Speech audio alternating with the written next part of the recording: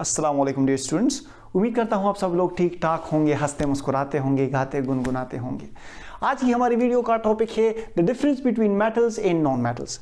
Metals और non metals के दरमियान जो बेसिक डिफरेंसेस हैं वो हम इस वीडियो में पढ़ेंगे और इसे कुछ इस तरह से एग्जांपल्स के साथ पढ़ेंगे कि आपको ये पॉइंट्स रट्टा लगाने की या इसको याद करने की ज़रूरत नहीं होगी। आप एग्जाम्पल से इस तरह अच्छे से समझ जाओगे कि आपको ये पॉइंट्स यहाँ पे क्लियर भी हो जाएंगे और याद भी हो जाएंगे। गारंटी हम आपको देते हैं, तवज्जो आप हमें दीजिएगा। और हाँ, बॉल पॉइंट और थोड़ा वो पेपर उठा लें और साथ ही साथ नोट करते जाएं। तो शुरू करते हैं, आपका कीमती टाइम ज़ाया नहीं करेंगे और शुरू करेंगे। मेटल्स एंड नॉन मेटल्स के दरमियान जो फर्स्ट डिफरेंस है वो ये है कि metals are electron donor.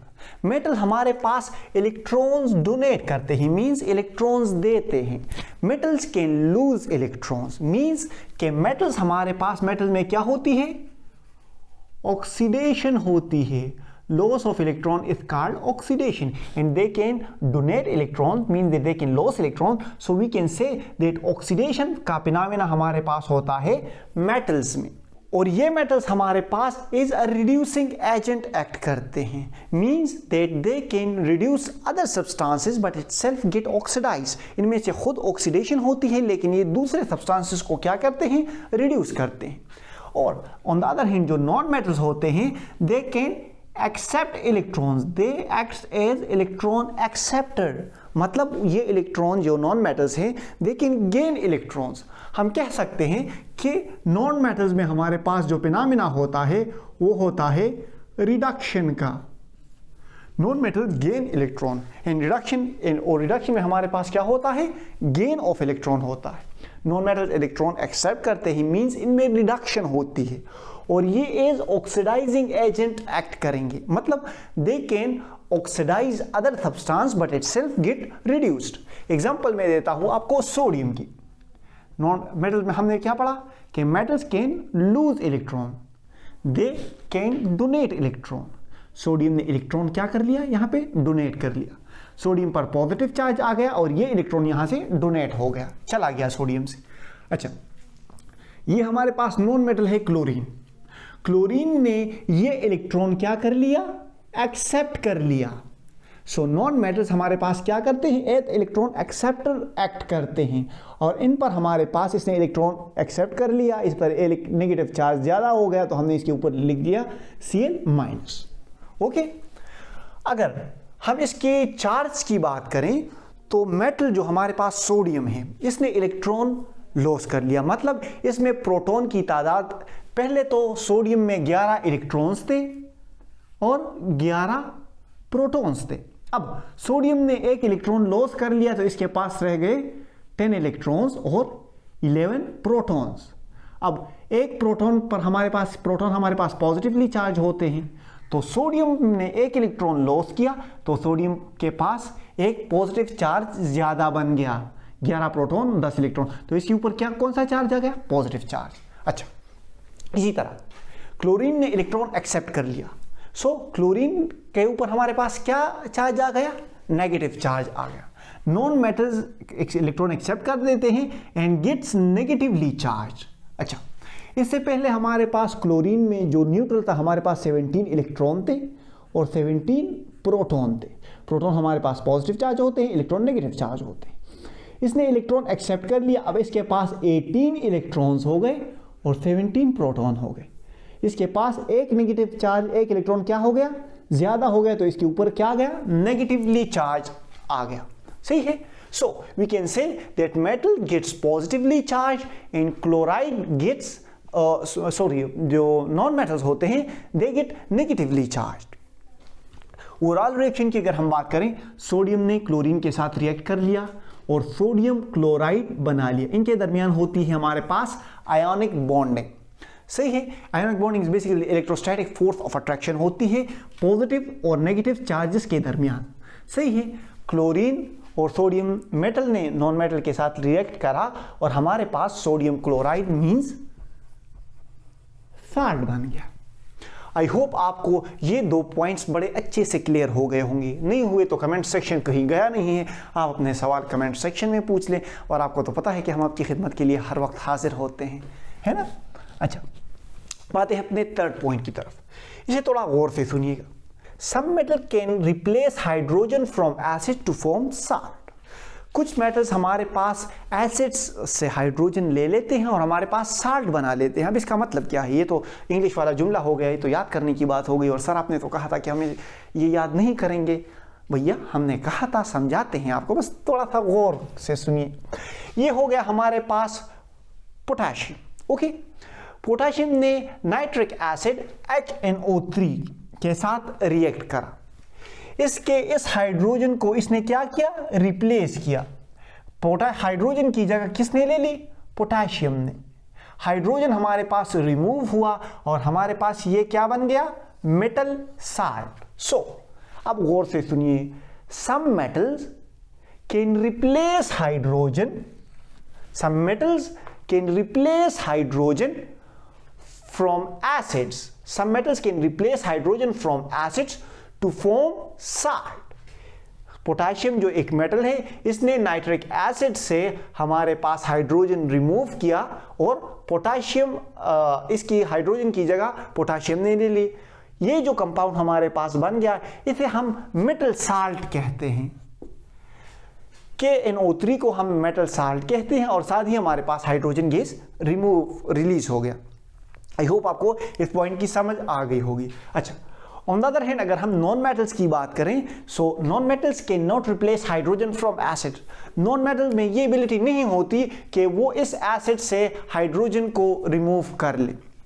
I hope आपको ये 3 पॉइंट्स अच्छे से क्लियर हो गए होंगे, दिमाग में बैठ गए होंगे। सही है। अच्छा, अब आते हैं फोर्थ पॉइंट की तरफ।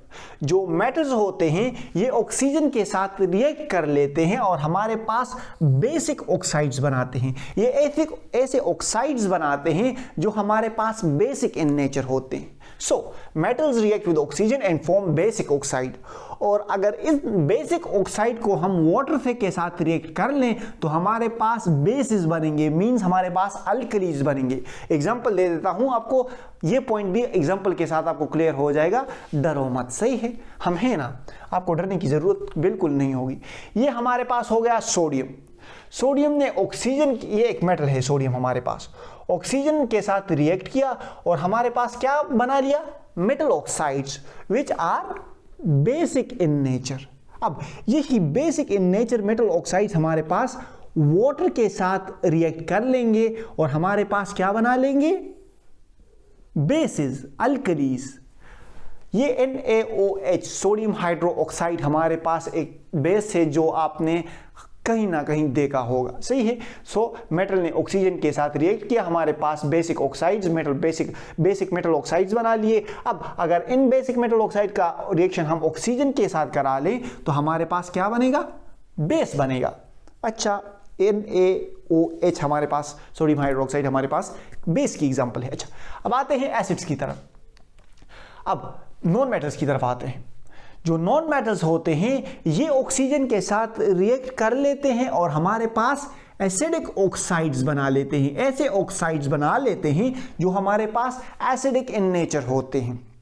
They form acidic oxides which reacts with water form acid. अच्छा, कार्बन और सल्फर, ये हमारे पास किस चीज की एग्जांपल है? नॉन मेटल्स की एग्जांपल है। इन्होंने ऑक्सीजन के साथ रिएक्ट करा और हमारे पास बना लिया carbon dioxide and sulphur dioxide. अब अगर कार्बन डाइऑक्साइड का हम वाटर के साथ रिएक्ट कर लें तो हमारे पास कार्बनिक एसिड H2CO3 बनेगा और सल्फर डाइऑक्साइड का अगर हम ऑक्सीजन के साथ रिएक्ट कर लें तो हमारे पास सल्फ्यूरिक एसिड H2SO4 बनेगा। आई होप आपको पॉइंट नंबर 4 भी क्लियर हो गया होगा। अब आते हैं पॉइंट नंबर 5 की तरफ। They form ionic chlorides. जो हमारे पास जो मेटल्स जो जब हमारे पास क्लोरीन के साथ रिएक्ट करते हैं तो हमारे पास ये आयनिक क्लोराइड्स बनाते हैं। सही है, मतलब इन कंपाउंड्स के दरमियान जो बॉन्डिंग होती है वो आयोनिक इन नेचर होती है। सोडियम और क्लोरीन के दरमियान, पोटाशियम और क्लोरीन के दरमियान जो बॉन्डिंग होगी हमारे पास वो होगी आयोनिक इन नेचर। अब जो नॉन मेटल्स होते हैं सच एज हमारे पास हो गया हाइड्रोजन, क्लोरीन भी हमारे पास नॉन मेटल्स है। सही है। तो जब ये एक दूसरे के साथ नॉन मेटल क्लोरीन के साथ रिएक्ट करते हैं तो हमारे पास ये कोवलेंट क्लोराइड्स बनाते हैं, मतलब इनके दरमियान कोवलेंट बॉन्ड होता है। एग्जांपल देता हूं मैं आपको हाइड्रोजन HCl की, हाइड्रोक्लोरिक एसिड। हाइड्रोजन हमारे पास क्या है, नॉन मेटल है। ये ऑक्सीक्लोरीन के साथ रिएक्ट कर लेता है और हमारे पास बना लेता है HCl। HCl में हमारे पास कोवलेंट बॉन्डिंग होती है, ये पार्शियल पॉजिटिव और ये पार्शियल नेगेटिवली चार्ज होता है। आई होप आपको ये पॉइंट भी क्लियर हो गया होगा। अच्छा, पॉइंट नंबर 6 की तरफ आते हैं। They do not combine easily with hydrogen, few hydrides formed are electrovalent in nature. अब जो हमारे पास मेटल्स होते हैं ये आसानी के साथ हाइड्रोजन के साथ रिएक्शन नहीं करते। अब जो हाइड्रोजन के साथ रिएक्ट कर भी लेते हैं तो वो हमारे पास इलेक्ट्रोवोलेंट इन नेचर होते हैं, मींस आयोनिक इन नेचर होते हैं। इस तरह ये बड़ा किस्सा मैंने किया। इसका मतलब क्या था, इसका मतलब ये था ये जो मेटल्स होते हैं हमारे पास ये इजीली कंबाइन नहीं होते हाइड्रोजन के साथ। दे do not combine easily with hydrogen. यहां तक तो आपको समझ आ गया होगा ना कि मेटल्स हाइड्रोजन के साथ इजीली कंबाइन नहीं होते। अब जो मेटल्स हमारे पास कंबाइन हो भी जाते हैं, ये जो हमारे पास फ्यू हाइड्राइड्स बन भी रहे हैं, तो वो हमारे पास इलेक्ट्रोवोलेंट इन नेचर होंगे, मतलब इनके दरमियान आयोनिक बॉन्डिंग होगी, इनके दरमियान आयोनिक नेचर वाला बॉन्ड होगा। लेट्स सपोज MgH2 किस तरह बना है, MgH2 हमारे पास इस तरह बना है कि मैग्नीशियम के पास +2 चार्ज था और 2H- आइंस हमारे पास इसके साथ कंबाइन हो गए और हमारे पास बन गया MgH2।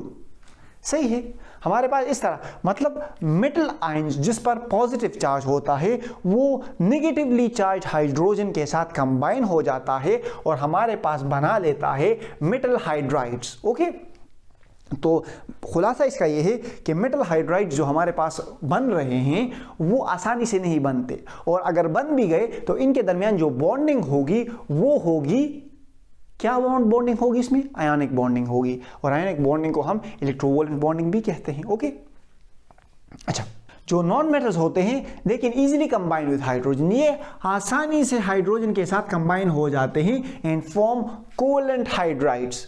ये हमारे पास कोवलेंट हाइड्राइड्स बनाते हैं, मतलब नॉन मेटल जब हाइड्रोजन के साथ कंबाइन होगा, नॉन मेटल जब हाइड्रोजन के साथ बॉन्ड बनाएगा तो वो बनाएगा कोवलेंट बॉन्ड। एग्जाम्पल मैं देता हूं HCl की। HCl में हमारे पास कोवलेंट बॉन्ड होती है, इसी तरह HF भी हमारे पास कोवलेंटली बॉन्डेड होता है।